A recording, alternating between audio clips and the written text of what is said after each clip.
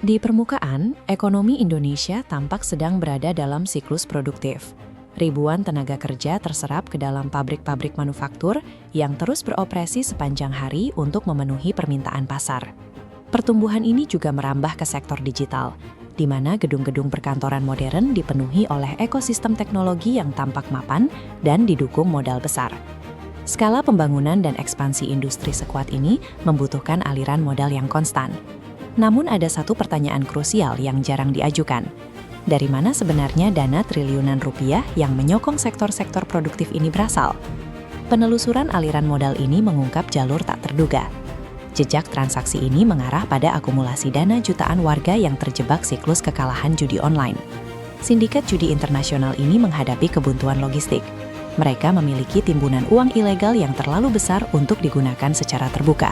Mereka memerlukan titik masuk ke ekonomi formal tanpa memicu alarm pengawasan otoritas keuangan.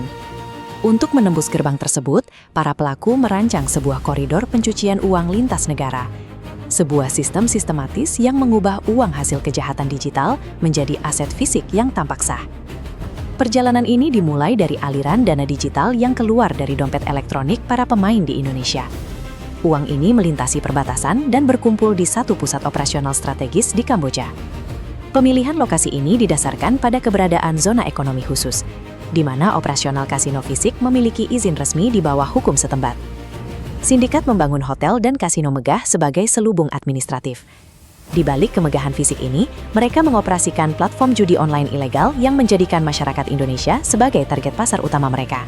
Dengan menempatkan infrastruktur operasional di wilayah yang melegalkan kasino, sindikat ini berhasil menciptakan lapisan perlindungan hukum pertama bagi bisnis ilegal mereka. Agar dana tersebut bisa bergerak lebih jauh, uang dari Kamboja harus masuk ke lingkungan finansial yang memiliki kredibilitas tinggi. Singapura menjadi titik transit krusial dalam rantai ini. Uang judi disuntikkan ke perusahaan modal Ventura dan entitas pengelola aset, diputar berlapis-lapis melalui instrumen investasi untuk memutus jejak. Melalui administrasi yang rumit, uang taruhan ilegal ini berganti rupa di atas dokumen resmi menjadi modal investasi bersih yang siap dialokasikan. Begitu melewati yurisdiksi keuangan internasional ini, reputasi korporasi yang prestisius telah menyembunyikan sejarah gelap uang tersebut dengan sempurna. Uang yang telah dicuci ini kemudian mengalir kembali ke Indonesia sebagai penanaman modal asing. Dana ini masuk ke jantung ekonomi, menggerakkan berbagai sektor strategis yang terlihat sangat produktif. Kekuatan modal ini memungkinkan sindikat untuk mengambil peran besar dalam sektor pertambangan, mendanai operasional ekstraksi sumber daya alam dalam skala masif.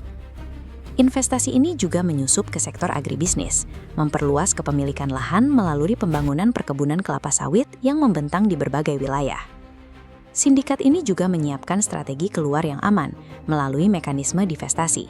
Mereka dapat menjual kepemilikan saham atau aset bisnis tersebut kepada pihak lain kapan saja.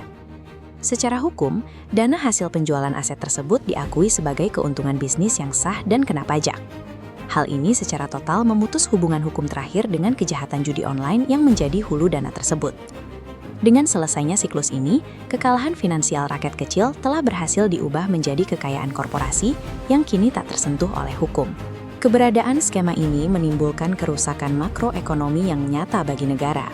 Ini bukan lagi sekadar masalah kriminalitas individu, melainkan ancaman terhadap kedaulatan ekonomi. Perbandingan ini memperlihatkan dampaknya. Pengusaha lokal yang jujur harus bersaing dengan entitas yang memiliki akses modal tak terbatas dari hasil kejahatan.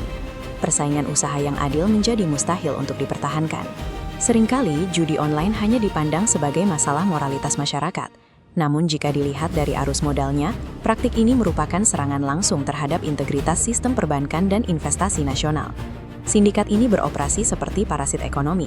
Mereka menguras kekayaan mikro dari masyarakat kelas bawah untuk membeli infrastruktur makro milik negara. Kejahatan modern tidak lagi tampil dengan wajah kasar. Ia kini bergerak melalui bahasa korporasi, bersembunyi di balik jas yang rapi, dan menggunakan legalitas formal untuk melindungi dirinya. Kemegahan finansial di Singapura dan Kamboja hanyalah pantulan dari kehancuran ekonomi yang terjadi di ribuan rumah tangga di Indonesia. Sebersih apapun bangunan yang kokoh berdiri, atau sebanyak apapun lapangan kerja yang tercipta, jika semuanya didanai oleh koridor ini, maka itu hanyalah sebuah ilusi kemakmuran yang dibangun di atas penderitaan publik.